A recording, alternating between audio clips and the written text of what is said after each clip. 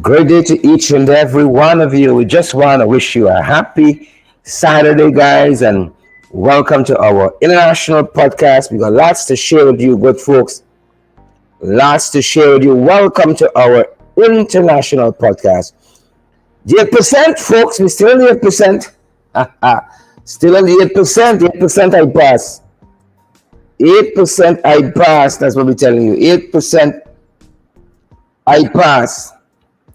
Great to see you guys joining our international podcast below the belt. We are broadcasting from the national capital city here in Georgetown. Siobhan McDonald is here and Derek Smith watching from Antigua and Barbuda. Siobhan says it's 55 degrees outside at her end. And in Antigua, they're hearing us loud and clear. Technician Derek Smith is on the job. He's hearing us loud and clear. Derek, good to have you. I see Eula Lafferman Rubens has joined us, and Beatrice Selby is here, and all the other guys. Sheena Hazel, not excluded at all. Good to have you, Sheena. Chevron, Derek, all the other guys who are joining us. Emily Durant finished her Saturday chores and has joined us. No doubt that you got some lunch sizzling. Sizzling, I tell you, sizzling. Alex Bohm is here, and Dorrit David. Michaela Andrews Coates is here as well, and Marvin is here. Marvin is asking, is who assault Birdness? Who assault Birdness? That's a good question. Who assaulted Birdness? These questions need answers, folks. 8% I pass. Folks, for today, weekend review, we are going to circle back. We are going to circle back to that interview we did with Danish Mahipaul yesterday morning. We're going to circle back to that interview we did with Darren Wade the night before, because they are all very, very important perspective. But before we get into those interviews, we're going to also touch on what Mr. Aubrey Norton said recently on this 8% I pass, and also Mr. Aubrey Norton being the leader of the opposition and the leader of the PNCR, People's National Congress Reform. And we're also going to circle back. There's a lot of circling back this morning, folks. We're going to circle back to also what the leader of the Alliance for Change said about this 8% issue. 8% I pass, folks. 8% I pass. 8% I pass. I see Marvin asking, is who assault Birdness? I don't know. It's not we. Who assaulted Birdness? Karen Clark, Diane Gravesandi, Dorrit David, Diane Gravesandi, good to see you, Diane. Sheena Hazel, good to have you folks here with us. We know. Maureen Williams.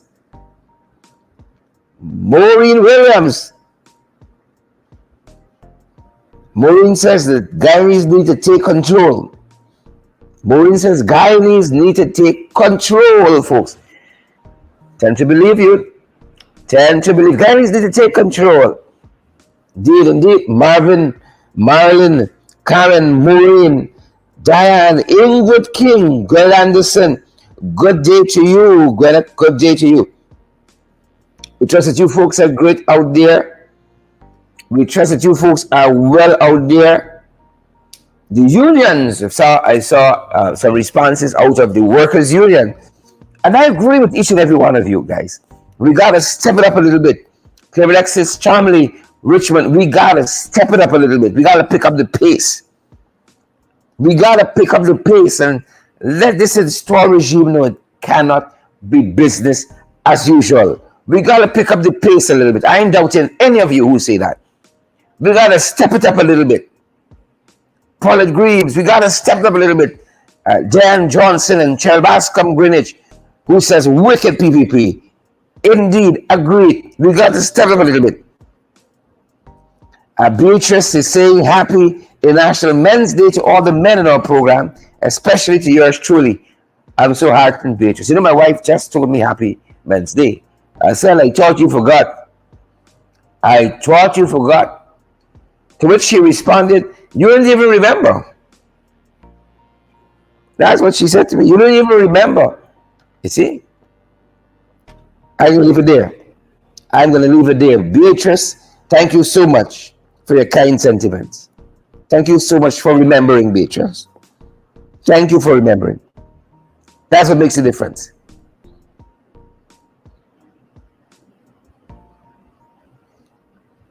Marlon, I see your comment. Marlon is updating us that a boat captain was assaulted last night and thrown overboard. His body has not yet been recovered. Thanks for that, Marlon. Thanks for that. Thanks for letting us know. Thanks for letting us know. We're better off with that. Informed people make informed decisions. Winston Henry, good to have you. And Beryl Crawford, Beatrice Selby, Marlon Thomas, Gwen Anderson, good to have you folks. 8% I pass. 8% I pass.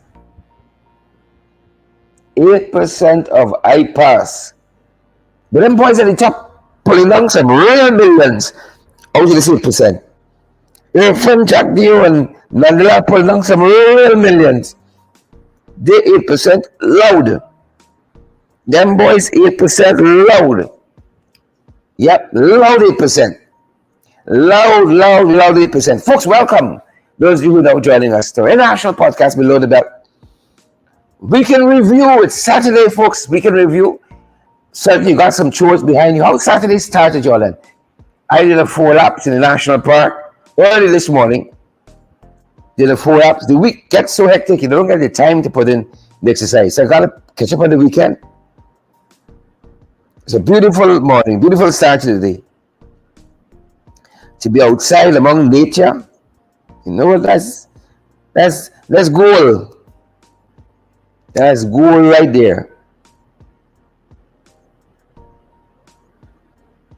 Goal right there. Yep. Goal right there. Good to see you, Michael. Right? Is it Jingori? Michael Jingori? I hope I pronounced it right. Apologies if I am not. Ingrid King. Good to see you. Good to see Ingrid. And all the other folks who are joining us. Great to see you.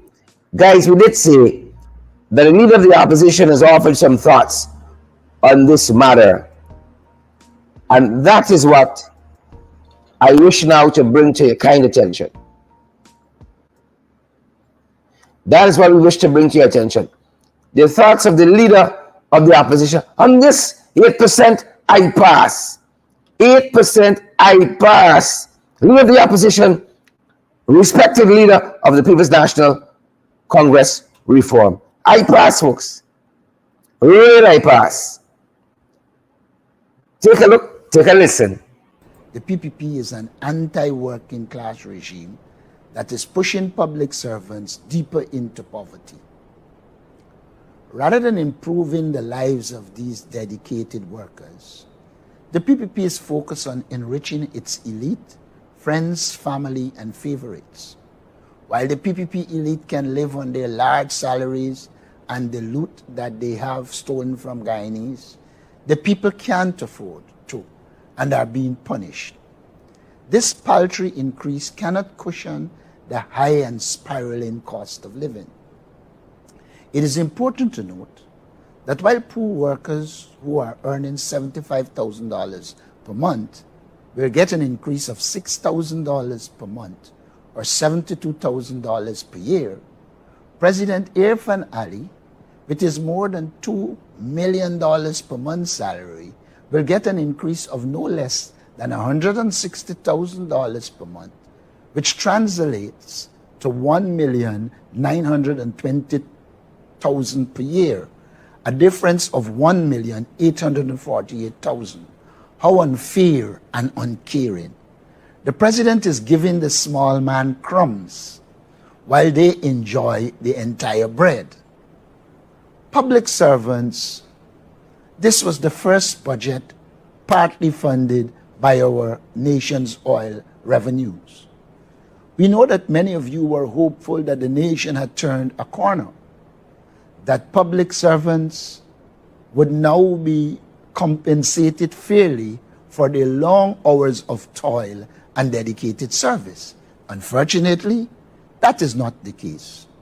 We support your call for a living wage, as we know that 8% will not even keep up with the likely 10% inflation that we expect to see by the end of the year. It is worse when it is noted that the the increase cannot cushion the sharply rising cost of living. In fact, it is not an increase, it is a political gimmick. The standard of living of our people will continue to deteriorate amidst an abundance of oil wealth. Yep. Political gimmick. Political gimmickry. That's what how Mr. Norton characterizes. Political gimmickry. Right? Folks, some very interesting views have been shared on this. And we want to make sure that as folks like us, who interact with people, we understand the issues. We ourselves understand what is at stake, what are the issues that are there. Political gimmickry. That is what they're doing. Political gimmickry. That's what he said. Political gimmickry. There's no other way you can explain this. Gwyneth Anderson, 50% increase, Gwyneth says, nothing less. Nothing less. Marlon Thomas says 8% is a slap and an insult to public servants. Correct. A slap and an insult to public servants. Folks, quite recently I sat down with Attorney at Law Darren Wade and asked him his thoughts on the matter. His thoughts on the matter. He wanted his thoughts on the matter of this increase. How the increase knock you, Attorney at Law Wade? That was the question I believe he asked. How did the increase knock you? It knocked people different, why you know that?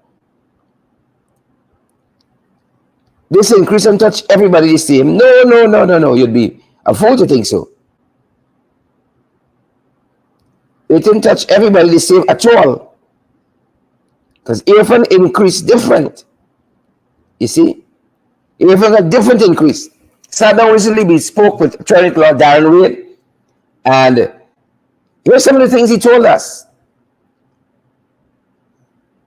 The leader of the PNC, I described it as political gimmickry. We got money, it's not that we got it. But some people taste the sweet and some are not. There's an adage that says the rising tide must float all boats. Only some boats in this place floating, folks. Only some boats in this place floating. Only some boats. Here's a conversation I had recently with Attorney at Law Darren Wade.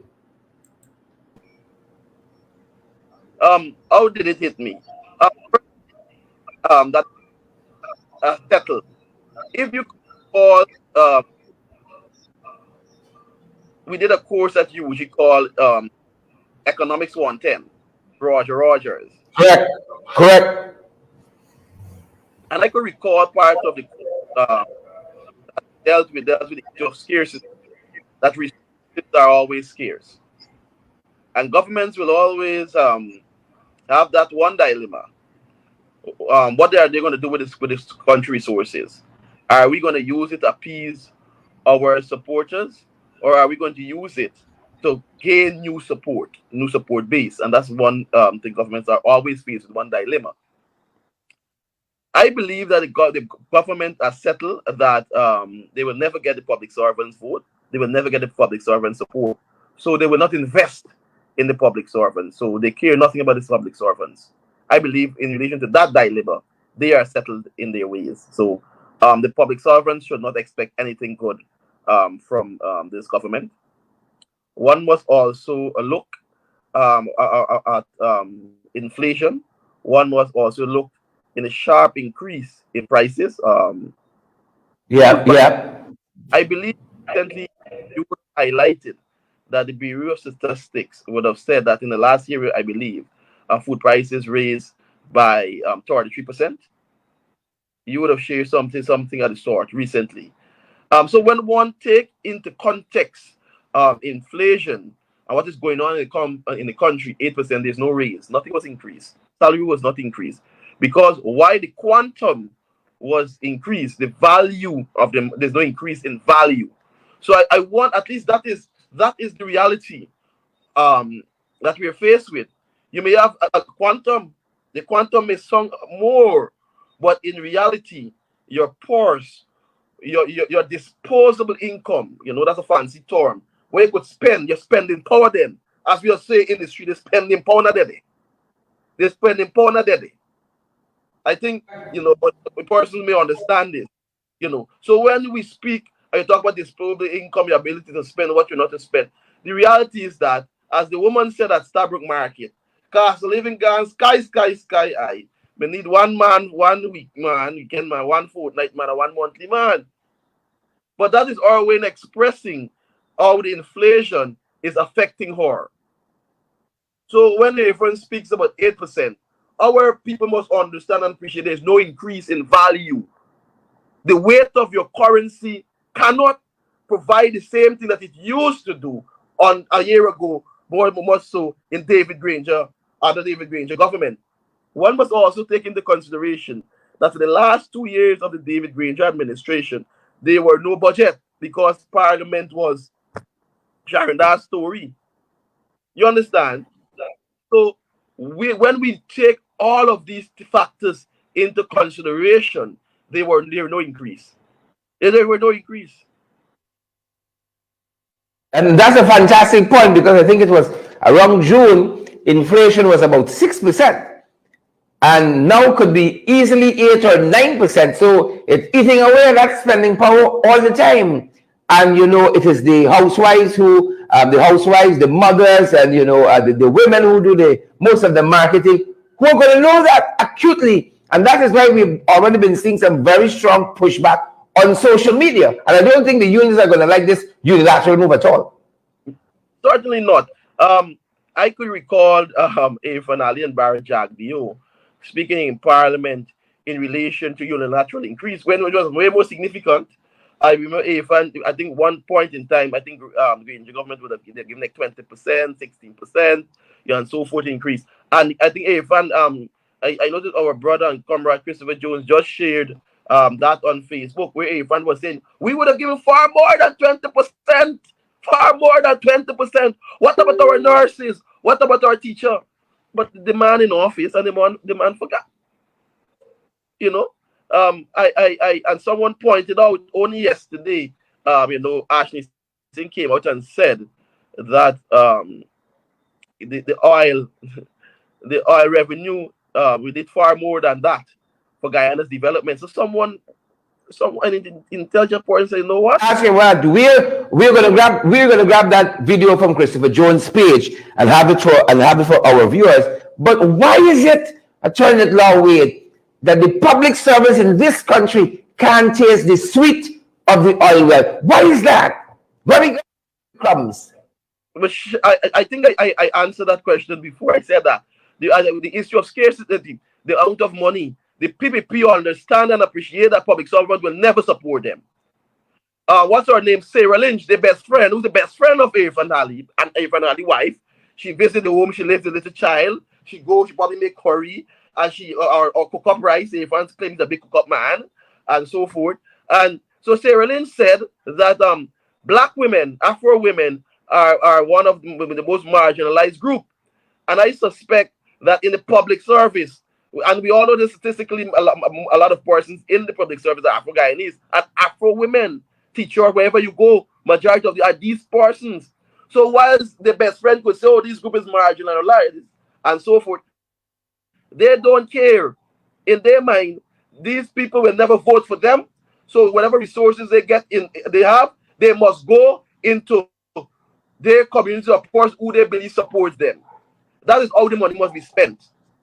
Albeit, the last chunk go to the friends, because when the money is distributed and shared with big contract, and so the ordinary Indian man in Blackbush Pole, or ordinary Indian brothers and comrades in Blaymont, number 3 Blaymont, these poor people, these people in Plastic City, the ordinary Indian man in Plastic City, they won't benefit from this, But the close friends and so on, yes, this major road, they go and they may go to the Amstel and get somebody to say, oh, all the significant improvements that you have made, but personally we are suffering.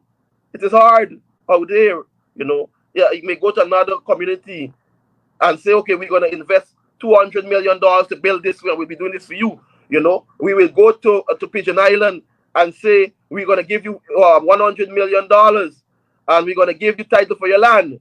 But then we're going to go to Macau and we're going to say we're going to bulldoze you, remove or we're going to bulldoze you. So you see the difference in treatment. The PPP, I believe, is settled.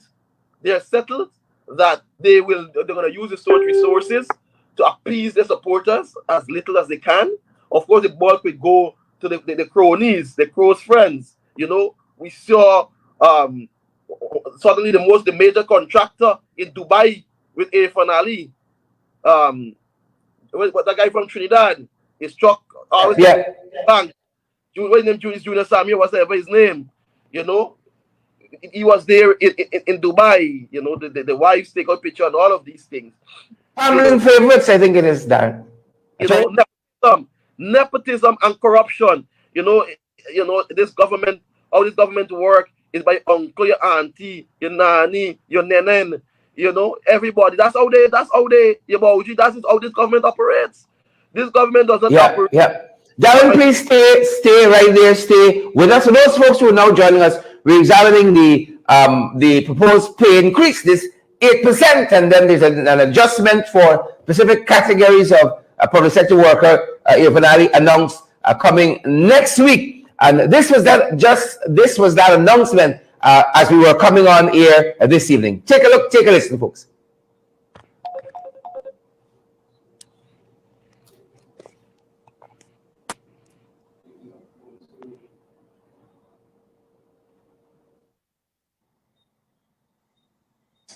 Consistent with all these earlier measures, I've instructed that options be identified for adjustment to the salaries paid to a number of specific categories of public sector employees. These include, in the first phase, ranks of the police force, prison service, and fire service. Additionally, a similar exercise is currently being conducted and recommendation be made in relation to specific categories of employees in our public healthcare system, including nurses, interns, doctors, and other healthcare professionals. In relation to these categories of employees, I'm planning to make a more detailed announcement during the course of next week. Meanwhile, fellow Guyanese, my government continues to value highly the hard work that government employees do every day in delivering services to the people of Guyana.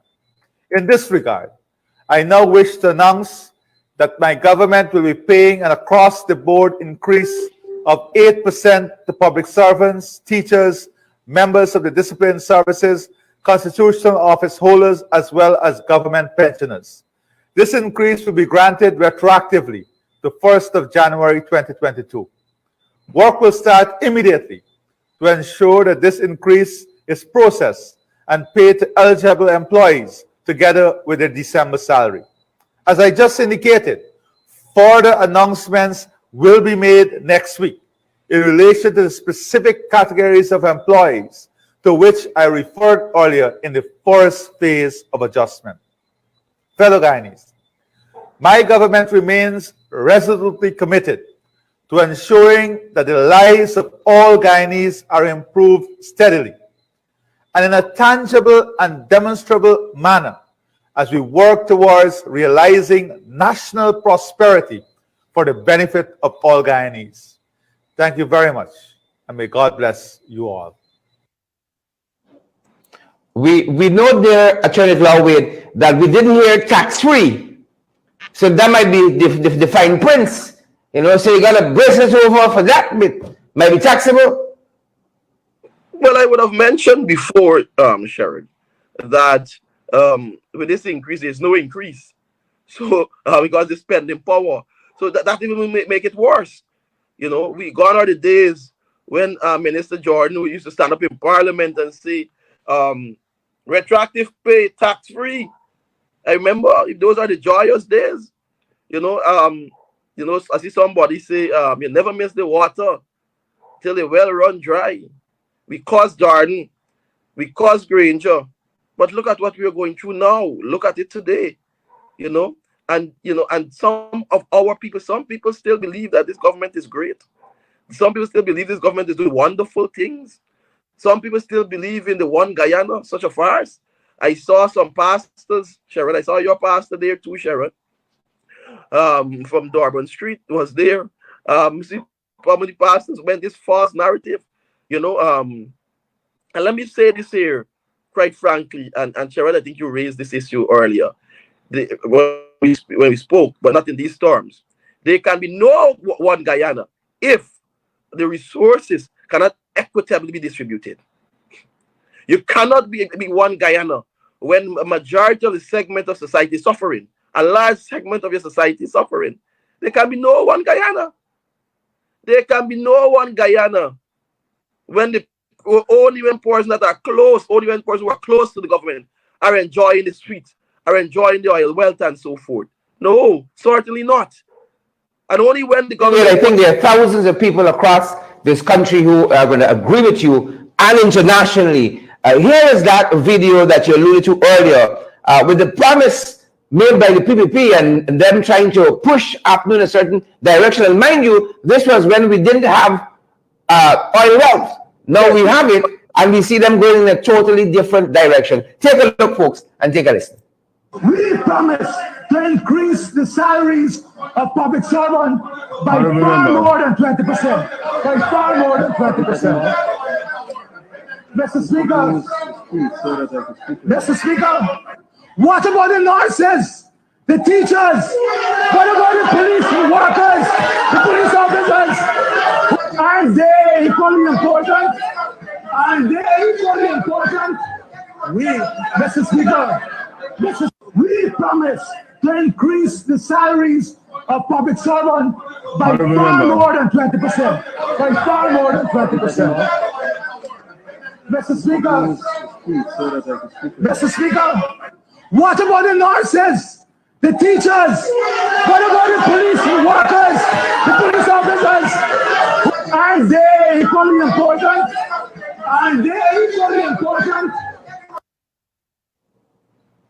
There we have it. Attorney Wayne, there we have it.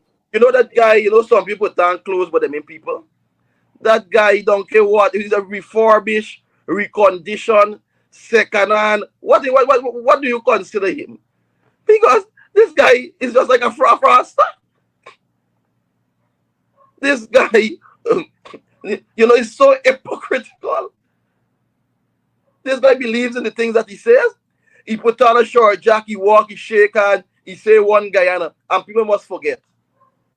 People must forget that you promised 50%. People must forget that you had 19 charges and it only removed because the change in government. People must forget that you went to a fake university in your bedroom. You created a university in your bedroom, also known as University of High Flood. We must forget that. As we're examining this proposed pay increase of 8% retroactive, this is one of the headlines we saw just today. This is one of the headlines. It says, labor shortage. Guyana is examining bringing in labor from Japan, the United Arab Emirates, the UAE, and other places. They're examining these models of importing labor. So what are we paying them? People coming here for work for $200 US a month, $300 US a month. This seems quite impractical. I think you read that incorrectly, Sheriff. Put it back. You read it incorrectly. You read it? Let me read it. Let me read. You put it back. Let me read. Let me read it. And then I will explain. I think you read it incorrectly. You put it in the back? Right. Government examining Japan, UAE, others model to bring in foreign workers. That's it. Government examining Japan, UAE, the United Arab Emirates, other models to bring in foreign workers. Good. Let me explain that to you, Sharon. Let me explain that now. The PPP is saying, can you hear me? The PPP is saying that we are going to bring in people from Bangladesh. We are going to bring people from India to vote for us. We are going to change the racial landscape of Guyana, because I am not a fool. When you're going to talk about UAE model and Japan model, you could also go to Qatar and all of these places, because what you have in those places, the one thing that is similar in these places are immigrants from Japan, from Bangladesh and India going to work in these cases in those countries. That is what they're saying, and that, my people, that. So we don't want Asians to come to Guyana. That is what it is. So we're examining those models. That is what it is. But Sharon, if they go down that road, organization, civil society, everybody in Guyana must be prepared to rise up against that lawlessness. Everyone must be prepared, right-thinking members of society. That is what they're saying. What they're saying there, what they want to do is to eliminate the voices of mainly Afro-Guyanese. That is what they're saying. And I would like to see a statement by ACDA, IPADG, and all organizations that it relates, that looks into the interests of African Guyanese, because that is what they're doing. That is what they're doing. They are afraid. They're aware that because the support base is thin enough, it is thin enough. They know that if we go to with a cleanless election, they will lose. So what they want to do, and I remember Bangladesh and India are Commonwealth countries, so they just need to be here for 1 year to vote. So we're going to bring tens of thousands of people from Bangladesh and India to Guyana. And yes, one must take into consideration that they want to bring people from Afghanistan as well. Yep.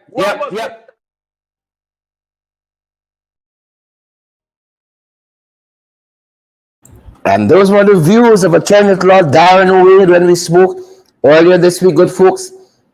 On 8%, I pass. 8% in the chest, folks. 8%.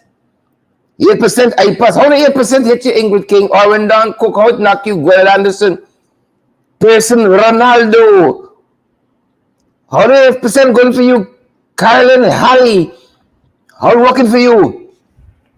Comrade Ramjitan, leader of the Alliance for Change, member of Parliament, also added his voice to this 8% issue quite recently, folks. He added his voice and his views to this 8% issue. And here is how Mr. Ramjitan saw the issue of this 8%. Brenda Casey, Judith, David. Here's what Comrade saw and thought of this issue with the 8%. Jagabats and trench crapos. This is what he said, folks. Take a look and take a listen.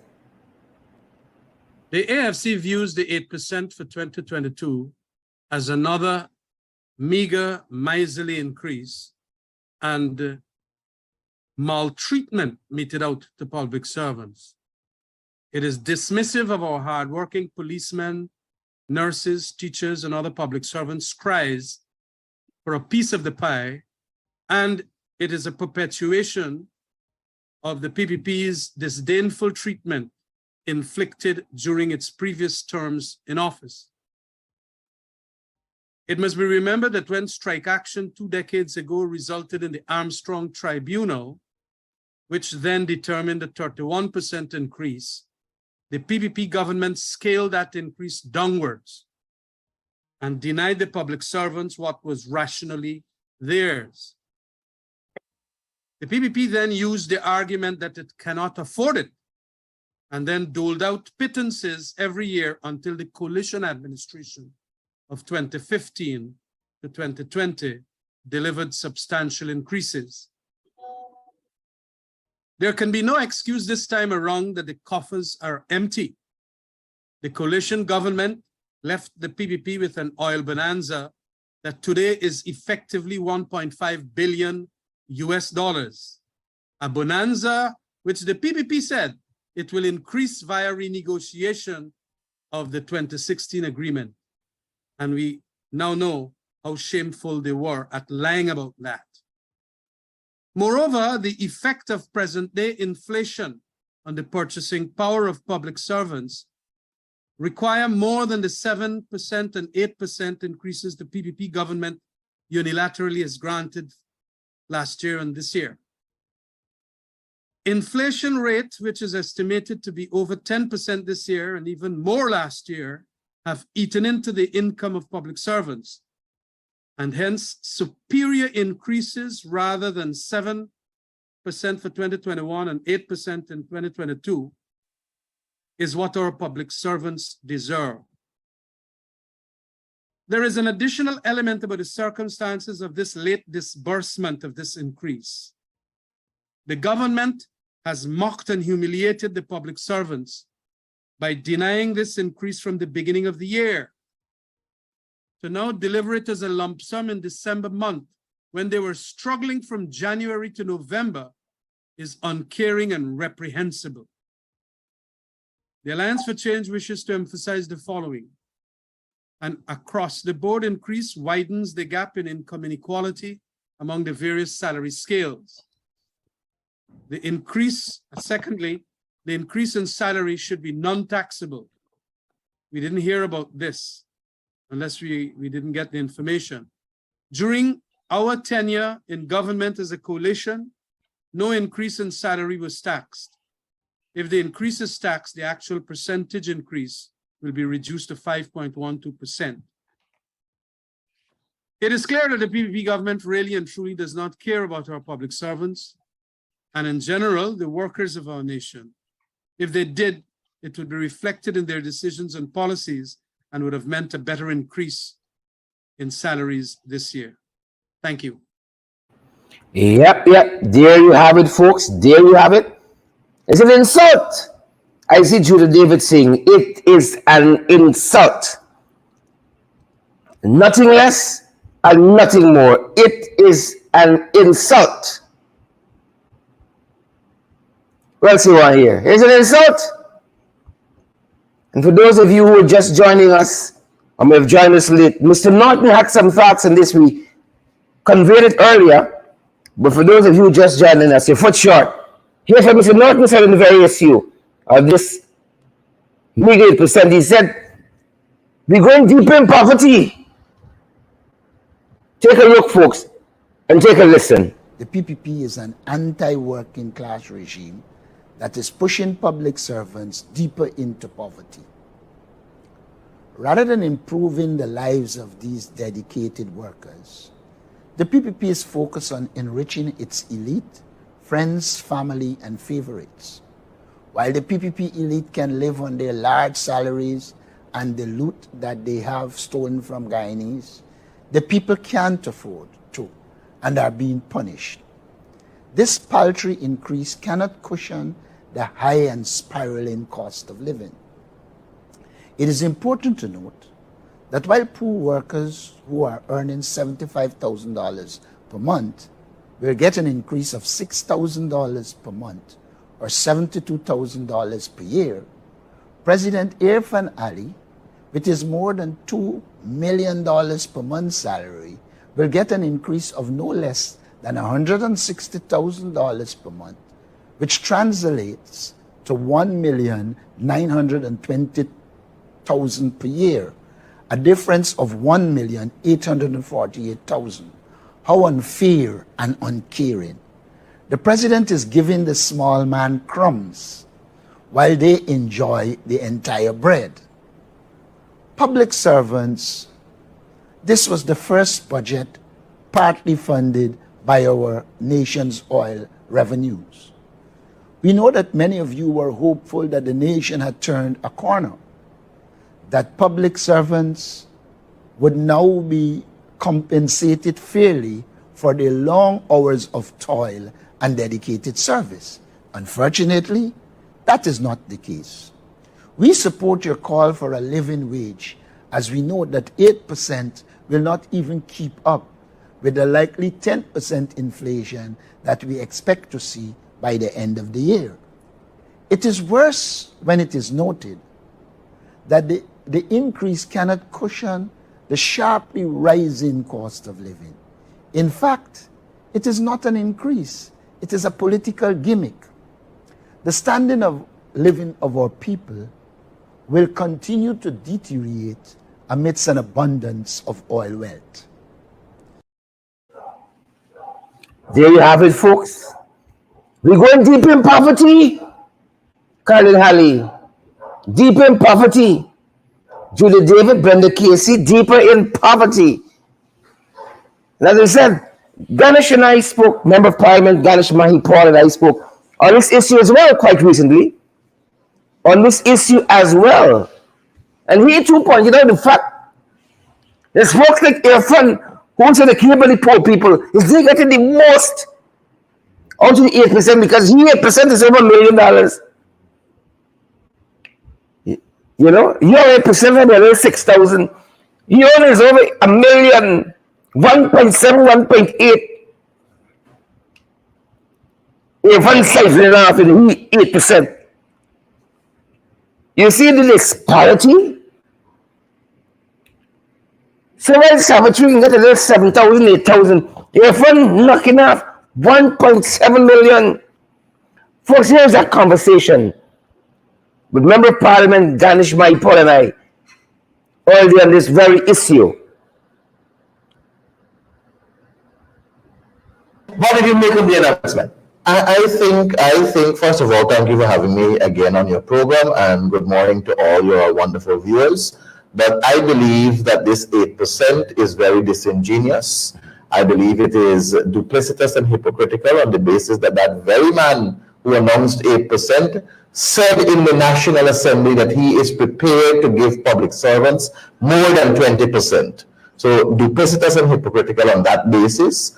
And it is very unfortunate and unconscionable that in this economy where everything has basically gone up, prices have skyrocketed in the market, for you to tell us that you value public servants and you value teachers, you value doctors, nurses, and so on, with a mere 8%. The APNU AFC in 2019 gave 9% without oil revenue to public servants who were earning below $100,000. 9%, and there was no oil revenue at that point in time. We, the APNU AFC in 2019, gave 8.5% to people who were earning within the bracket of $150,000, $200,000, $300,000, and people who were earning the super salary, the fat cat salary, they got, I think, 3% or 2%, somewhere thereabout. There was this equitable distribution of our nation's wealth in terms of salary increase for our hardworking taxpayers under the APNU AFC. Now what we're seeing is one number that is going to every single person who's working in the public sector, which includes the president, which includes his ministers, I was coming to that. which includes all of these political people who are installed in government. So the same folks who quarreled about the 50% in the last administration that minister salary were raised by, they didn't roll it back when they come in. They got the 7% the last time, and now they're getting the 8% this time. No, but here was the funny thing. Here was the funny thing, and we have to bring this clarity to our viewers, because we have allowed the People's Progressive Party to believe that they can hoodwink us in telling us that across the board there was a 50% salary increase by the APNU AFC. That is totally untrue.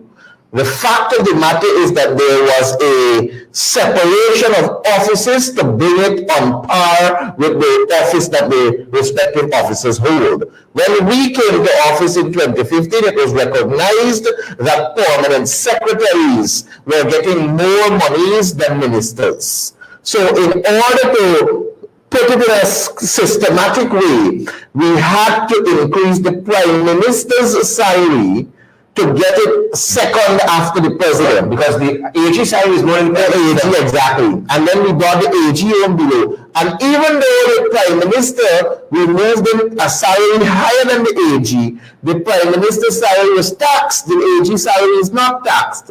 So Anil Nandalal goes over tax-free salary.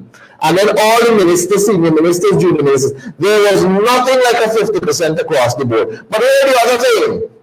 When that increase was offered by the APNU AFC, the ministers of government did not take no other increase. There was no increase in 2016, 17, 18, 19 for ministers. When they gave the public servants their increase, they did not take it. So when public servants got an increase from a holistic of 77%, the ministers were not there. Their salary brought on par. Under the AP and AFC, increase for ministerial salaries had to come by an order to the National Assembly. And that order makes the change. It wasn't something that was given across the board to public servants and ministers at the same time. But look at what this administration is doing. What public servants get, they must get too. So they're holding on, the PPP, they held on to the 50% with a crap part about. They cuss out the coalition of 50% increase. They are holding on to it, they didn't return it to the public treasury. They didn't donate it to everybody, they're holding on to it. And then they're adding what they're giving public servants to themselves. 2021, sorry, they gave us 7%, they get it too. 2022, they give us 8%, now they get it too. And I just want to make an example. So the average public servant, give the 8% to the average public servant to what the 8% to the president is going to look like. The 8%, the president earns a salary of somewhere about $1.8 million a month. And this is excluding all the perks that come with the office, you know. Remember, the president eats free, sleeps free, travels free, does whatever he wants to do off the backs of taxpayers free. This is excluding this $1.8 million. His ministers, they earn somewhere around $900,000 a month. Now, when you look at those figures and you look at an ordinary public servant, and I'm going to say an ordinary public servant will get somewhere along $150,000, and I'm being very, very reasonable when I say that. Very, very reasonable when I say $150,000. But when you look at Irfan Ali's number, when you calculate 8% of that $1.8 million, you will get $144,000. As the increase. As his increase. $144,000 is going to be added. That is above what the ordinary man and woman who working in the public sector is getting. Multiply that by 12, Sharon. Multiply the 100 because they're retroactive. Multiply the 144 by 12. You're going to get $1,728,000. The president gets in December. That is an increase.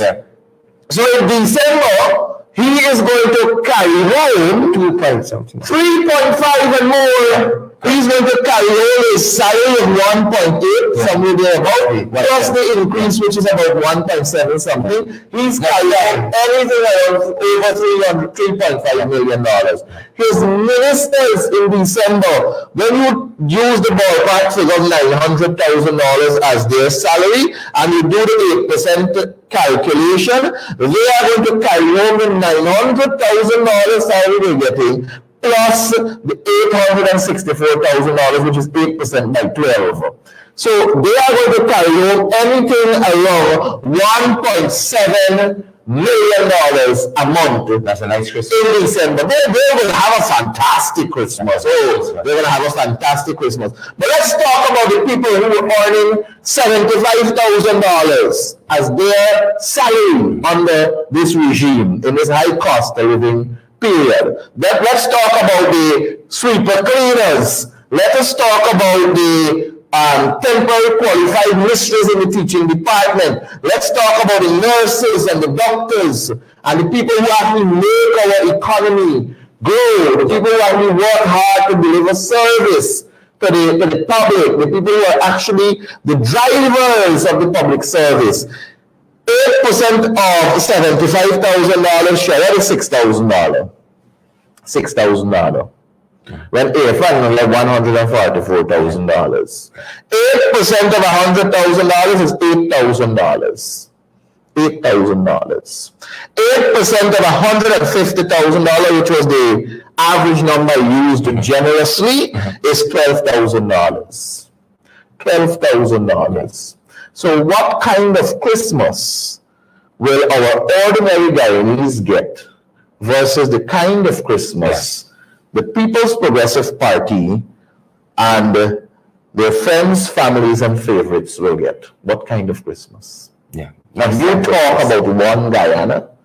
You talk about one Guyana and about lifting everybody equally and about transitioning into this. When I heard that 8%, Yeah. it triggered me. Tremendously disappointed. Yes, they have to be disappointed. But I must remind them. The coalition did not have oil revenues at their disposal. The coalition did not have the luxury of the billions of dollars that are currently going into the Natural Resource Fund. But the coalition had the people at heart. The coalition had the ordinary Guyanese at heart into making them the real man and woman of this country. And that is why when we gave salary increases, not only were it above the 8% that Irfan is announcing, but it was also tax-free. You hear Irfan talk anything about tax-free with this 8%? So don't believe you're going to get the $12,000, which is the 8% of the 150, or don't believe you're going to get the $8,000, which is the 8% of the 100,000. It's got to be taxed. And when it's taxed, it's less money you're getting. That is a mischief. Very, very sorry and sad state. That's a mischief. You know, but here you have, Danish, I know you've been tracking this. You've had cash grant after cash grant, fisher folk, farmer, this, that. Millions of dollars, hundreds of thousands of dollars. Public servants didn't benefit in this manner. No. And it is as though public servants don't. Man, the PPP is showing their true colors to the public servants. The PPP is telling us indirectly, the teachers, go and teach. We don't business how you live. You just go and teach. They're telling the doctors, you go and look after the people. Look after who's sick and take care of them. We don't care about your expenses. They're telling the nurses to go and do a job. You have come into the public service, go and do a job. We don't care about you. Go and do it. They're telling the ordinary man and woman who pay the brunt of taxes. But look at GRA. Not to go against the people who have their own private businesses. Not to go against our fisher folk or a rice farmer or a sugarcane worker. Not to go against them. But look at the Auditor General's report of 2021 and you will see that I think GRA said 76% of the working private workers, they have not filed their income tax return. Now, Sherrod, we know that these people who are not in the system and they're earning privately or outside of the scope that captures top pay as you earn, that they don't pay as you earn. Right. So not only are they going to receive this cash grant that is of a hefty sum to them based on their earning, but they don't contribute as much as the public servants to income tax. They don't contribute this PAYE, pay as you earn. They don't contribute to that 28% PAYE, which was before 33.5 that we brought to 28. So they don't pay their fair share of taxes then. But public servants pay their fair share of taxes and plus way beyond.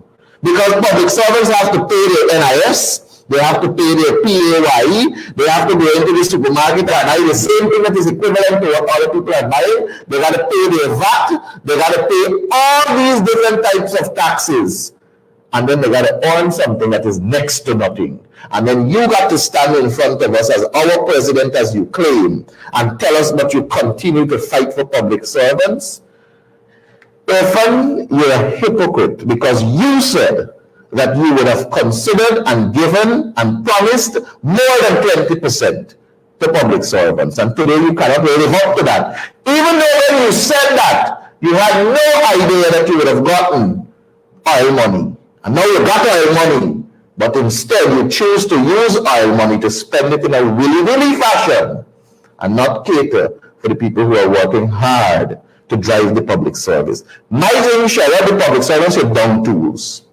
Send a message to this installed regime. No, we actually have the footage with them promising this 20%. Here's that clip.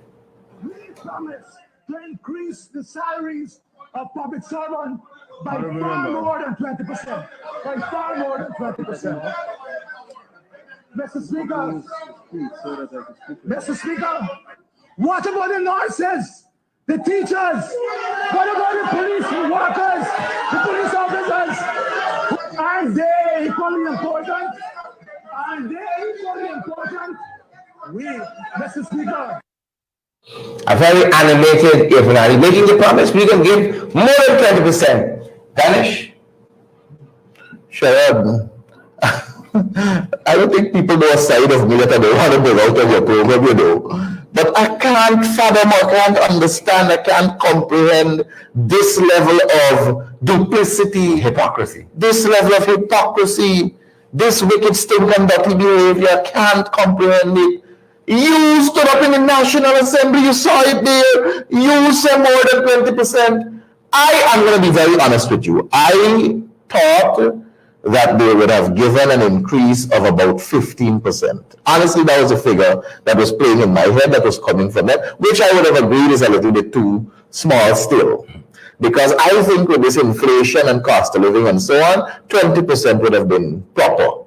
20% would have been proper, especially for people who are earning below $500,000.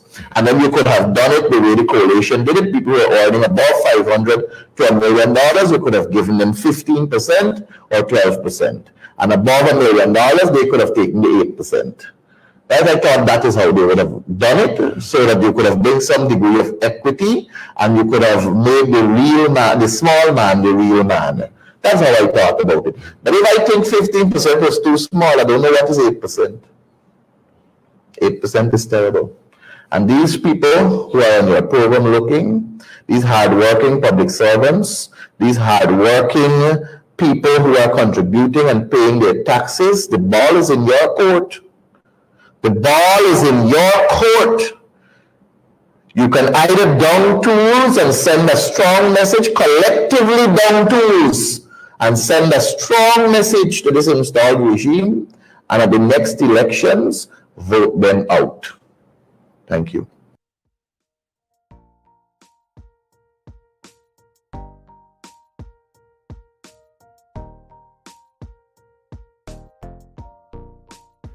You heard it there, folks. I think I in that section. I think I in that section sending a strong message, voting them out. We gotta strike. We gotta do something. I never see a protest sign like, we gotta do something. We gotta strike. We gotta vote them out. Vote them out, folks. We gotta vote them out. 8% will not do. Brenda Casey, Carolyn Haley, 8% will not do, good folks. 8% just will not do. That's going to do it for us, however, at this end. For our time with you guys today in our podcast, we wrote about Week in Review. We looked at the comments of Kemba Dramjitan and leader of the Alliance for Change in this matter, and the leader of the opposition, leader of the People's National Congress Reform, Mr. Aubrey Norton. His views on this matter as well, and then we spoke with Attorney at Law Darren Wade, and then last but not least, Member of Parliament Danish Mahipaul on the issue of this 8%. And how it hit me with chest. Vote these jagabats and trench crappers out. Vote them out. We're going to see you guys back tomorrow. Tomorrow, folks. Same time, same place in our podcast. Blow it up. That's going to do it for us at this end. Folks, remember, it's our anniversary month. We can only keep going. We've only kept going because of your love, your support, and your generosity. Really want to thank you guys for your support today. Really want to thank you, folks, for your support. It means a lot to us. It means a lot to us. That's going to do it for us at this end. We're available via Cash App and Zelle and PayPal, MMG, MoneyGram, Western Union. Any guidance? 627-6963. Stay safe, folks. Stay safe out there. Judith, David, blessings to you too. Glenn Anderson, Kelly Abrams, McKay, Beatrice Selby. I see Carolyn Haley still with us, and Brenda Heideken. Guys, have a great afternoon. Go ahead and have a great afternoon. We're going to see you guys right back here tomorrow. Stay safe out there, guys. Stay safe out there. Stay safe.